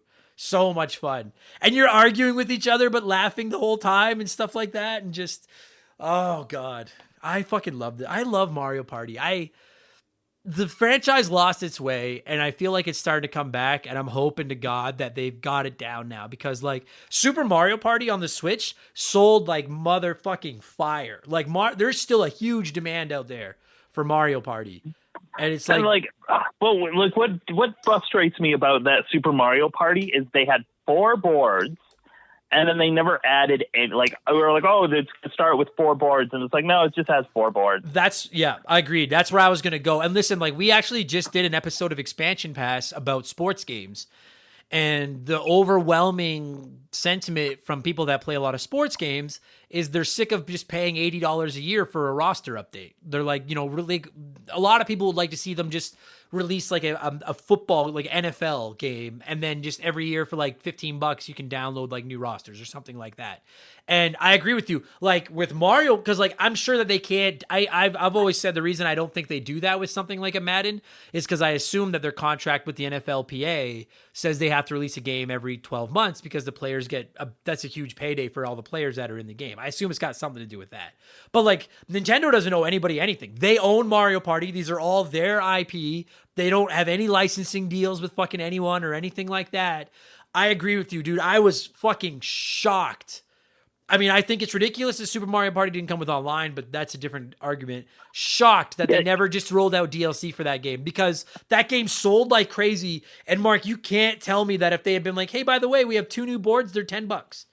They would. Of course we would. Of course. If and I don't know the numbers, but let's just say 10 million people own Super Mario Party. At least 3 million of them would have paid $10 for just 2 more boards. No other characters or anything, just 2 more boards. People would have paid for it. I was floored by that. That just, this game seems like, and that's what I'm saying. And like, I understand that with the Nintendo 64 and the GameCube in particular, they couldn't necessarily do that because those consoles couldn't go online. But like with today's, dude, if I was in charge of Mario Party now with today's consoles, it would be a once per generation release. And then just every year we'd throw it, for $10, add 2 more boards and another character. Just like they're doing with Smash. Exactly. And Smash Brothers prints money. And I get that Mario Party might not quite be on the level of Smash Brothers, but it could print money too. To this moment, I am shocked that, dude, they released DLC for fucking Mario Kart on the Wii U, and it was awesome. It was such a great deal. I'm surprised we never got more of that. And I'm shocked that they haven't done it with Mario Party. Well, and like, I'm actually also like extremely surprised that they never did DLC with Mario Kart 8, even if it was like I know that they did for the Wii U version, but like when it came to the Switch, like that game sold so well that they could have easily been like, hey, we've got 12 more maps. It's $20 or whatever. Yeah. Would have sold insane. I can't, like, I'm giving them the benefit of the doubt and hoping that they're making Mario Kart 9, and that's where that is. Yeah, that's what I'm hoping as well, but you never know. But Mario Party, like, even Mario Kart, I don't think Mario Kart, like, I adore Mario Kart, but I don't think it needs DLC as bad as Mario Party, because, like, if you fire a Mario Kart 8 Deluxe today, what is there? I think there's 1, 2, 3, 4, 5, 6... How many I can't even remember how many cups there are now. I can't remember if there's 8 cups or 12 cups. But either way, I think there's 12. I think there was 8 to start with, and then they added 4. So I think there's 12. I think you're right. So if there's 12 cups at 4 tracks each, that's 48 tracks. Like, that's lots. Whereas there's 4 boards in Mario Party. And in the old days, that worked. Because I don't know how you were with this, but like I said, I think we owned Mario Party 2 on the Nintendo 64, and then I never owned one for the GameCube. We would just rent one when we wanted to play it, and that was plenty. But like, I look at a Super Mario Party on the Switch today, and I'm like, it's a tough pill to swallow. $80 for a game with 4 boards and no online, because I know it didn't have it for the longest time, and you couldn't play it on the Switch Lite, or like and you couldn't use a Pro Controller. Yeah, like it just. And it really, what really frustrates me about about Super Mario Party on the Switch was that there was a really good fucking game in there. I love the idea of being able to add like buddies and having, one thing that I really like, remember I was saying that I want less flash and just more substance in the game. One thing that I fucking love about Super Mario Party, and I can't remember if any of the other ones did this, was that every character had their own dice. So they could either just roll a 1 through 6 dice, or they could roll their special dice, and every dice had different numbers on it. Like, I loved that. And I'm like, dude, that's the shit I'm looking for. Like, make each player play just a little bit different and that kind of stuff. that's great additions. But I don't. On one hand, I'm like, it really frustrates me that they kind of fucked this franchise up for as long as they did. But on the other hand, I'm like, it should really say something to Mario Party's popularity and staying power when they've released so many Mario Party games. And we all know that they haven't all been good, but every time one comes out, it sells like gangbusters. Like, people love this fucking franchise. And really, at the end of the day, it has nothing to do with Mario. Other than the fact that you play as Mario characters, it's just a mini game. I don't think that this would have been as successful if they had just called it Nintendo Party and you played as like generic people. No. I think you definitely needed that stamp on there. Like, or there's been tons of games that have like tried to do the Mario Party thing since that haven't been like. I don't know if anyone else remembers this. Do you remember like the Rugrats party game that was like trying to do the Mario Party thing? No. No, but I can just imagine how good it is. It was, you know what? We rented it. It was fine for a weekend. But yeah, there was like so many copycats of this formula. Right. No different. And it just like devolved into shovelware once the Wii came along. No different than Mario Kart either, right? But it's just like people see that Nintendo fucking has come up with a great idea and then they hop on it. Like I'm on Wikipedia right now looking at the Mario Party Wikipedia page, and the Metacritic scores, the highest score to this day is the original Mario Party on the Nintendo 64 with a 79. And then they go 76, 74, and that's the 3 Mario Parties on the 64. And then on the GameCube, it's 70, 69, 71, 64 for the 4 of them. 62 and 74 on the Wii, 67 on the Wii U, 76 on the Switch. The second highest rated Mario Party on Metacritic is a tie between Mario Party 2 on the 64 and Super Mario Party on the Nintendo Switch. So wow, it's a pretty big, like, oh, that said, 70, like in the 70s seems low to me, especially for that first one. Well, I mean, yeah, I get it, but at the same time, like, I do think as much as I like Mario Party and as much as a lot of us like Mario Party, it is a niche topic or title. And if you, and I don't mean this to be like, I don't mean to sound like a bully or something, but like if you don't have friends, Mario Party is useless to you. Like, and I don't, like, I know it sounds shitty because I didn't have a lot of friends, but like, it just, you can't play it alone. I don't care what you say. This is a no nerds allowed game. Right. And the thing is I'd be willing to bet you, not that these little kids are leaving scores on Metacritic, but all the way back to the Nintendo 64 one, I guarantee you there were parents that bought this game for their kid thinking like, hey, it's got Mario on it. It looks cute and adorable and stuff like that. And then they found out that like, it really gets old fast playing it by yourself. And maybe you live like out in the country where you can't have your friends over every weekend or whatever to play.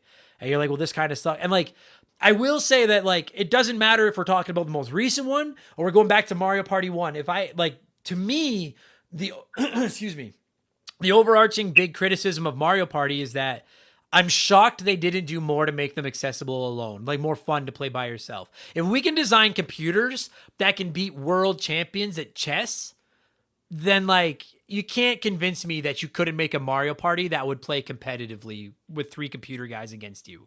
Like I can't be convinced of that.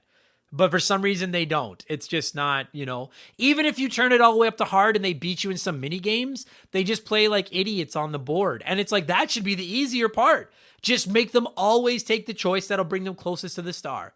Like that's like, like Earl, like that AI is like Nintendo can be shitty for like their computer player AI sometimes. Like, especially like series like this, series like Pokemon, where it's like, why are you trying? Are you trying to play against me right now? I've had this argument with people before because I understand that Pokemon is, people make the argument that, it's baby's first RPG and they want to make it, accessible to anybody. But like, I can't be convinced that there's some reason they couldn't have just put a hard mode in Pokemon games where your opponent just plays a little bit of strategy. Like, I can't be convinced that wouldn't be an option.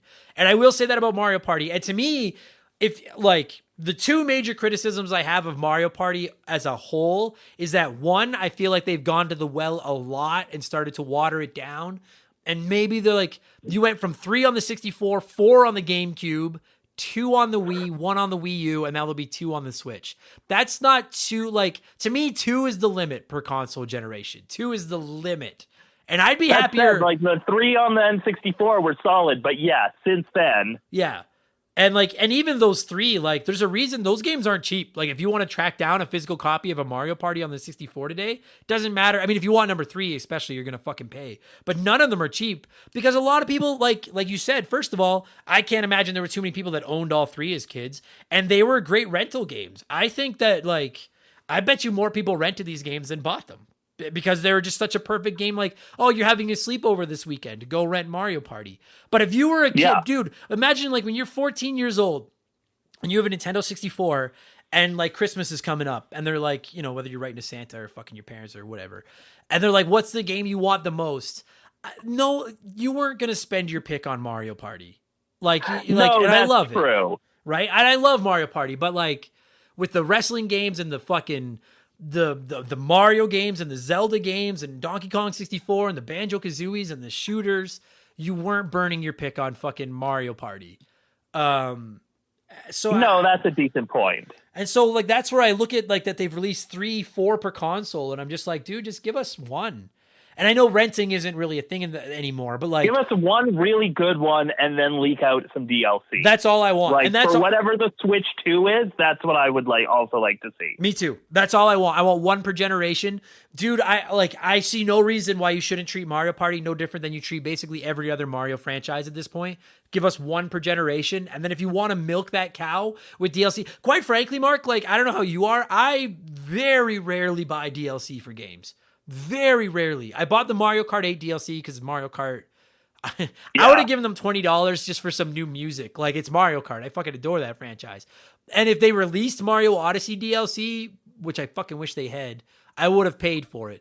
But by and large, I don't pay for DLC. But if there's ever, like, outside of stuff like Smash Brothers, I'm like, is there even a franchise in Nintendo's library that cries for DLC more than Mario Party? All you got to do is keep updating the boards with new boards and a couple of new mini games, and we'll keep giving you fucking money, and we won't trade them. And then, like, maybe like the odd new character here or there. Sure. Like, oh, now we've got like, a Zelda themed board, or we have a Kirby themed board now. Like, just shit like that. Well, and I've seen people that are calling for, like, they would like to see it go from Mario Party to just like Nintendo Party. And dude, next generation, if they made like a Nintendo Party game, like, and I think the same thing about Mario Kart. Like, right. You don't have to call it. You could still call it Mario Kart, but like adding in like some Kirby stages or some more Zelda stages, or dude, can imagine how cool a Metroid stage would be in a Mario Kart game. Oh yeah, it'd be awesome. And I agree with you. Like, or imagine how cool a Metroid stage would be in a Mario Party game. Agreed. Yeah, I love that idea. Like, I wouldn't change the title because Mario Party is what sells. Like, people know that name. Like, I would go as far as to say Mario Party might not be on quite the same level as Mario Kart as far as global recognition, but it's very close. Like, people know the Mario Party franchise. That, like, when you hear those two words, you're like, oh fuck yeah. And you know what, Mark, kind of to start bringing this thing back home, like, to me, that's there are games in this franchise that I love, there are games in this franchise that I hate. I find it personally almost impossible to tell them all apart, which is why we're not covering them individually. We're just blending the franchise together. But even though I've had games where I'm like, this kind of sucks. There's that one, like you said, in the car that completely fucking sucks. I thought the Switch one was good, but missing some stuff that it should have had. I think that it should be a testament to the Mario Party franchise that despite all of those things that you and I just said, despite the fact that there's a whole generation of us that probably still have somewhat noticeable scars in the palms of our hands from playing it on the Nintendo 64, every time you hear those two words together, you can't not at least be like, oh, okay, well, I'm going to watch this. Like, I'm going to watch this trailer or this announcement. It's Mario Party. Like, Mario Party is just so much, God, they're just so much fucking fun. Like, even the bad ones are still pretty fun. Well, except that one where you're all stuck in the... Dude, not only the one where you're stuck... But even that one, like, yeah, like, I had fun playing that. Like, it was like, ooh, I prefer the old one, and, like, the games aren't as good. But they were still fun. Right. I remember, it's particularly the Wii U one. I never owned the Wii U one, but my nephew did. That was Mario Party 10. And I want to say that, like, one of you played with the gamepad and kind of controlled the game differently, and then everybody else would use, like, a nunchuck, like a Wiimote or whatever to play, and it was kind of different. I do like there was, that. Yeah, there was like a mode where like you could play, like one person plays as Bowser and everyone else tries to beat him. Yeah, which I fucking hate. Like, I just want basic Mario Party, and I like it better when, like, it's level playing field. And that's what I think of when I think of the Nintendo 64 and the GameCube ones in particular, was just everyone's got their controller. You plug those controllers in. We all are working with the exact same thing. Let's go. You know what I mean? Like, that's what I want. And I agree with you, Mark. Like, I have high hopes for fucking this upcoming Superstars one or whatever the fuck it's called. Like, I hope they don't fucking... I know that you're right. In theory, there should be no way to fuck this up, but I'm very... fuck, please don't fuck this up. Because I'm just not... Yeah, they could very easily... they could fuck this up. They could very easily just Nintendoize it, and they shouldn't. This game should be... I agree with you. When I saw that trailer and saw that it was like vintage Mario Party, but just re-released, I was like, that's what I... Dude, honestly, I don't know how you feel about this, Mark. They could just take Mario Party 1, 2, and 3, port them to the fucking Switch. Like, put the 3 of them in a collect, like Super Mario 3D All-Stars. They could do that, but with the 3 original Mario parties, and just put online in it, and I would have paid full price for that. Like, well, and I think that's what this kind of is, just to like a lesser extent. Like, definitely, like, they're not including all the boards, not all the mini games, but it's kind of like a greatest hits of those first 3. Yeah, and that's where I'm just like, God, please just fucking please get this right. I want a classic mode. I actually really liked your idea of being able to turn on classic graphics. Dude, I was playing the Halo Master Chief Collection on my Xbox, and in the original couple Halos, like, they've been remastered and they look pretty now. But at any point, you can just hit a button and it'll switch the graphics back to the original Xbox graphics and then switch them to the current graphics so you can see the difference, and it's awesome. I would love to see something That's like cool, that. Just to see the difference. I don't know if anyone's necessarily nostalgia for old Xbox graphics. No, but it was just dope being able to see how it used to look. And I would love to see that in this. Like, just the way that you, like, if you hit like the L and R button, you could just switch to fucking retro and then boom, and switch it up to like the cleaned up newer graphics. I think that would be fucking awesome. And, I mean, I know it's going to have online. Hopefully it's fucking real online. And then, yeah, just support it with DLC. That's all you got to do. I'm telling you, Mark, if that game comes, listen, I was disappointed with Paper Mario the Origami King. I was disappointed with Mario Golf Super Rush. There's no fucking reason that I should have to come on this podcast in 2 months or whatever the fuck it is when that new Mario Party game comes out and be like, they fucked it up. There is no reason. Just pick the best mini games, take the best maps, put them on a Switch cartridge, and sell it to us. That is all. And give us online. And online, of course. But that is all you have to do. If they fuck this up, that I will come on here and unleash, not angry at him, straight up. We discovered that I have another alter ego named Cunty Adam, and he comes out very rare, and he's just a sour person. And that's what you guys are going to get if they fuck that game up, because there is no excuse. No excuse. And you know what the thing about it is? I don't even know how much they're planning on this upcoming Superstars collection to appeal to younger gamers today. I truly think that the prime demographic they're looking for with this collection fuck is them. I don't us. care. Like, if young people like it, bonus. I think they're looking to play to us. They're looking to play to the old people. But also, like, of course, young people are going to like it. It's like I don't think for any of those, like, gameplay mechanics necessarily aged. No, but I do hope that, and again, this is my big hope, is that if they want to make it, what's the term I'm looking for? If they want to babyfy it and kind of just make it, anyone can win at any time, and it's just, participation ribbons and all that kind of stuff. Put a classic mode in where it's like, no, you get good or get fucked. Like, I want that in this.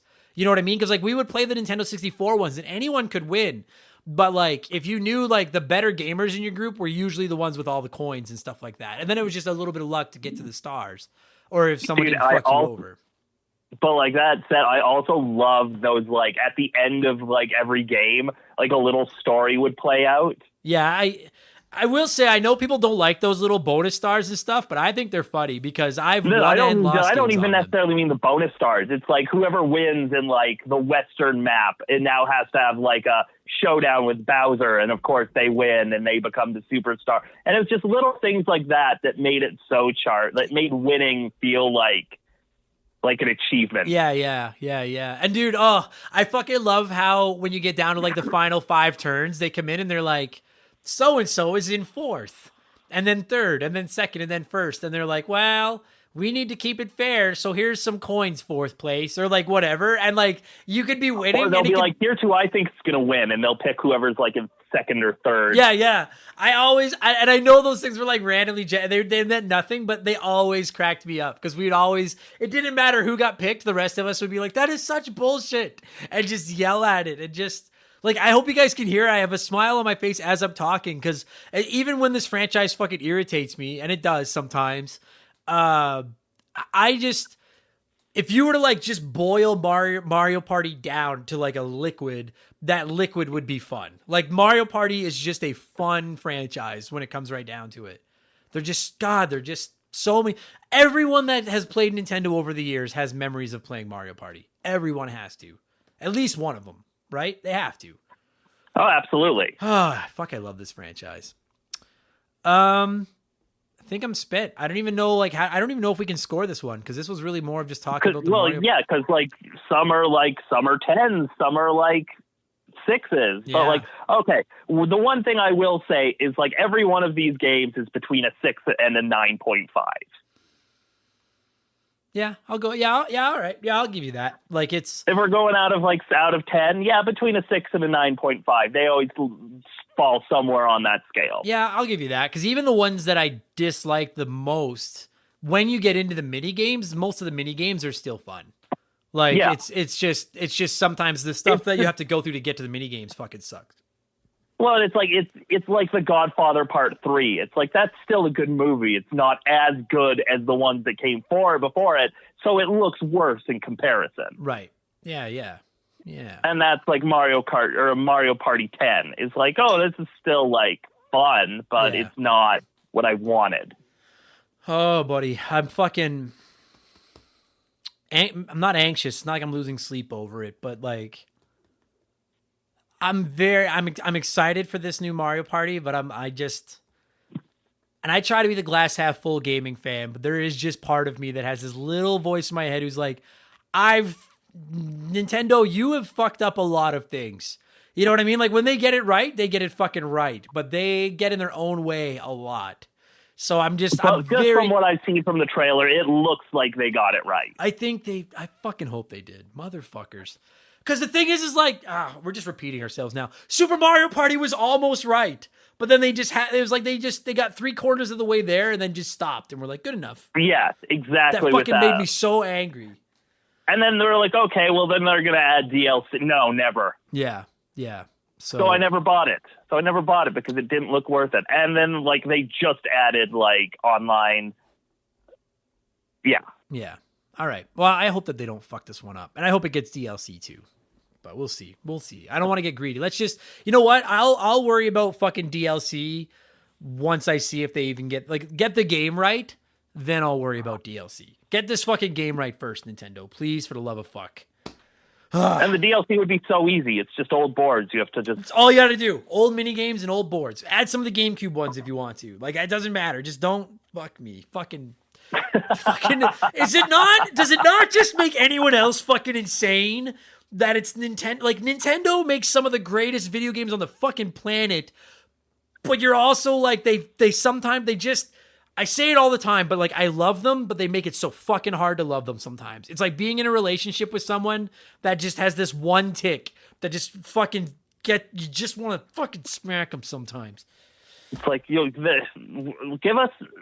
liked Paper Mario on the N64. Can we please get that again? That's a perfect example. Like how it's like the best we can do is we'll give you one where like you have partners again, but it's like a weird puzzle combat and you don't get levels, and it's like but like all right, like, and again, that new Paper Mario is still pretty fun, but it's not what we wanted. No, I'm at a loss for, like, I've given up on Paper Mario. I've given up, and I love the original couple, and I'm just like I don't think they're ever gonna fucking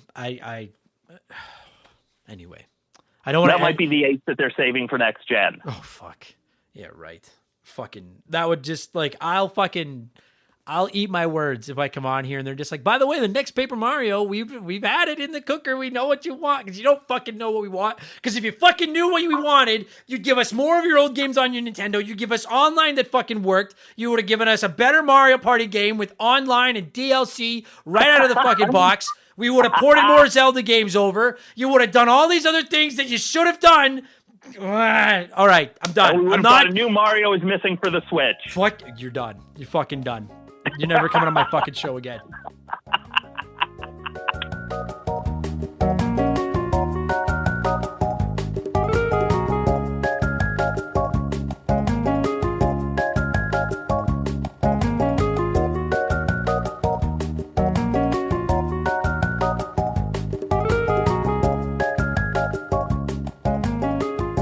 That's going to do it for this week's episode. Mark, thank you so much for giving me a call and reminiscing about ye old Mario Party with me, and every single one of you hot dogs listening right now. Whether this is your first Remember the Game, or your 165th Remember the Game, or you're, somewhere in the middle, whatever.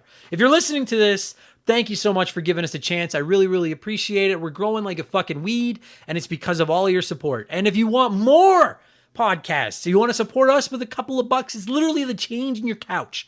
$2 a month. You get 2 additional podcasts every week, a gaming discussion show and a gaming news podcast. And it's not a boring gaming news podcast. I put my unique, can't pronounce big words, swears too much spin on it. You'll get those every week for just $2 a month, patreon.com/rememberthegame. You'll also get instant access to well over 100 bonus podcasts that have already been released. Plus, you get Discord access. You can DM with me. You can write in comments to be read on all the shows and all that kind of stuff. Patreon.com/rememberthegame. We have merchandise. You can find that at rememberthegamepodcast.com. And I'm on Twitch. I plug it every week. Remember the Game, twitch.tv. I get on there at random intervals, but come by and say hi next time I'm on there. I'm not looking for your money. I've disabled subs. I just want to chat with the community. That is going to do it for this week's episode. I have nothing left to add here at the end. So thanks so much for listening, everybody. I'll be back tomorrow with Expansion Pass number 77, where we look at Gaming Confessions Part 2. Very highly anticipated episode that I hope lives up to the hype. I'll be back on Friday with Game Patch, and I'll be back next week with Remember the Game number 166, which, if all goes according to plan, will be about Kirby's Dream Land for the OG Game Boy. Speaking of Game Boy games coming to the Switch. Thanks for listening, everybody. I'll talk to you again soon. Cheers. Remember the Game is brought to you by our Patreons. I could not produce all the content I turn out every week without all of your support. So I would like to take a moment to thank everyone that has supported us at patreon.com/rememberthegame. And holy fuck, this list is getting long. Here we go.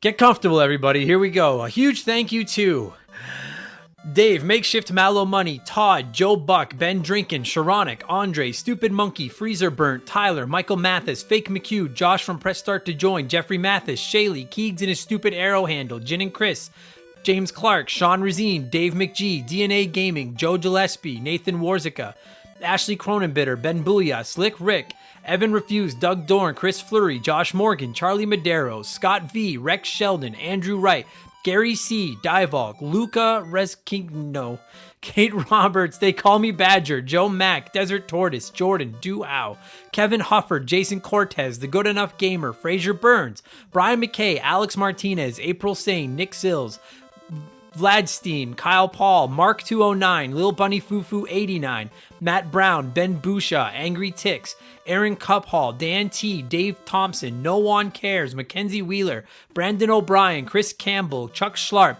Wyman Brooks, Yamcha, Scott Brooks, Leon K, Adam Chirello, Dario Omen, Stitch, Aaron Lawson, Miklos Blackshaw, The T-Word, Michael Haig, Mr. Nick, Matt McLean, Brian Ransom, Miles from BringBackRetro.com, White Burrow, Chris Knife 007, Nathan Tremblay, Mark Jones, A-Town, Andre SJ Flash, Brian Medeiros, Tom Kite, Danny Vega, David Ray, Geek Life Radio, Morgan, Ryan Yeager, John Quack, Zane Donovan, Adam J, S2S, Jer Bear, Arpad Bodos, Ryan Kinchin, Tommy Reynolds, Defunct, Mike Maloney, Christopher Russell, Brian Bayshore, Retro Ghosty Ghost, X-Water, Vincent L, Very Cool Dude, Jay Clutch, Starro Probin, Tim Riel, The Giraffe, Jared, PB McFadden, G9PSX, Tim L, Dominic S. Thompson, Martin Greenwood, David Schnatterer, Wolverine Films, Peebs, Silver Grunion, Mr. Satan, Raging Demon, Poops Loomis, 8-Bit Bovey, Pat Duddy, MPG in Buffalo, James Anderson, Amy Gillen, Dana Wutchraw, That One Kid Nick, Potato Bob Guy, Mad Shibs, Mercury 869, Derek Jane, Rodrigo Tomazzi, Kelly, Jesse Clark, Pie Messiah, The Honest Pokemon Trainer, Brocken Newcomb, Zootroy, Mfelf, A Novel Console, Kayfabe 5150, Example Text, AJ Jones, JB Retromania, Ferdy Martinez, Troy Zuniak, Brendan Hine, Boognish, Wolfgang Darren, Ninja Lunchbox 79, Mr. Meeseeks 0406, Derpamus Prime, Seriously Ron P, Sam Wright, Retro Bismal, Andy Hudson, John Byrne 86, Paul Bullard, Joshua Davis, Stefan Fukasawa, Thor the Hammered, Kinslayer, Rogue Agent, Jafar. There's still 200 more of these. Thank you. Mick Jr., Mega Man 2 OG, Good A, Goth C, Dane, Aaron Baker, Lord Finish, K-Jam, Chris Coplian, Spencer C. Weiss, Mandingo 2021, The Saturnian, Cody Poland, JMC, Logan Hale, Doogie, Matt McLean, Pizza Power, Super Nintendudes, Nathan Freak, Mike Burks, Trevor Sevenoaks, Ryan McCowan, Kerry Waka Waka, Fob, Paul Zoe, Wolf Magic K21, Johnny CCDC, Joel LeBlanc, Raul Aguiar, I Worked at Subway, David Phillips, Corey Street, Gary Heather, Carmichael Nicholas, Squints, John DiGiazzo, Tense Sparkster, Omega 88, Swedish Fish, Nathaniel Shelley, Explode Processing, Tim Chambo, Chowdy Loudy, Joseph Gonzalez, Dan Wagner, Daniel McKee, Candido, K-Cuz, Guest House Productions, Bones02, S2 Von 5000, Titan 420, Jose E. Marco, Seth Mayfield, Tom Calvert, Chris Freeman, Kyle Bolton, Scarlett, Zonko 504, Lee Sparks, A Sharp J, Oprah's Iron Fist, Tom Maya, Adam Ferrer, Russell Aldridge, Chris Dory, Classic Crusade, Big G, Shannon Willis, Scott Roseberry, Karth from KOTOR, Sean Radford, Chance McCoy, Josh Valentini, Hammond Egger, Ronnie Sachs, PK, Jeff Bergeron, Ian Watts, Dale Baker, Joe Kirby, Captain N, Owen the Game Furchuck, Super Dave, Plucky Beast, Matthew Dave, Broken Spoilers, Harmonies David, Game Nomad Misi, Tristan, Jerry Robinson, Emily Luna, Kenneth Michael Brown, Leigh Evans, Daniel Stidham, Darth Obvious, Master Boy, Leon Napskog, Trapper Keeper 1000, Daniel, Astro Alpaca, Rob Strothman, Ryan Groinus, Kaiser Dragon, Pee Pee Poo Poo Cuckoo Pants, Kyle Dodd, Jared Boschlian, Stu Bergerick, Eden Awaits 1981, Tunable Power, Barrow, I don't know. The Gray Bearded One, Dan Taylor, Swanee, Hayes 87, Lukey Mull, Danny Proudfoot, John Woodruff, Angel Cortez, Dusty Salad, Chris Meisner, Randy Barrage, Neo Nevis, Andy Spilling, Brian Spreitzer, Michael Clark, Chalupa Cabra, Thomas Simmons, Sean Byron, Rocker Dude, Saskatchewan River Pirate, What Great Gaming, Mikey NL83, I Am the Mutt, Juga, Brian Sherborne, Joseph Champity, oh God, I'm sorry, I suck at this. Just a Fish, Adam Stank, Generic Shilling, Nope Cube, Beth, Rob Kingsley, Benny MB, Shadow Annex 626, Vomit the Soul, Strife 89, Thermopolis, Paul Rutkowski, Liam, Mika Aviel, Chris Daniels, Gareth Dunn, Matt Denzalo, Evan, King Caruso 64, Davy Boy, Michael Bayshore, Eric Chavinius, Matthew and Jules Forever, Holmes, Ryan Gibbons, Dan S., Adam Goldstein, Beagle the Butch, Austin Aresti, Matt High, Nemo Sandoval, Matthew Centrone, Grim Reaper, Hostile Badger, Thomas Hansen, Zach Shepard, Stefan, Andy Cunningham, Black Silver, Billy Mumphrey's Downfall, Rico Argentieri, Brian W., Chris Dickin, Jungle Dumpster, Jay Hampton, Alicia Oda, Rage Mo, Thomas G, Man of Few Words, Hans Gruber, Dylan Flora, Max Jackson M, Joseph Oblivion, Craig Sutherland, Rob Cirino, Pat Mayaz, Matthew D'Amico, and Daja 1K12. If I fucked your name up in there, consider it a badge of honor because I suck at this. Holy fuck. I don't know how much longer I'm going to be able to thank everybody. I'll keep thanking everybody. We'll see. When we hit 1,000, if we hit 1,000, maybe we'll see about it. Holy cow. I got to go drink some water. Thanks for the support, everybody. I'll talk to you again next week. Cheers.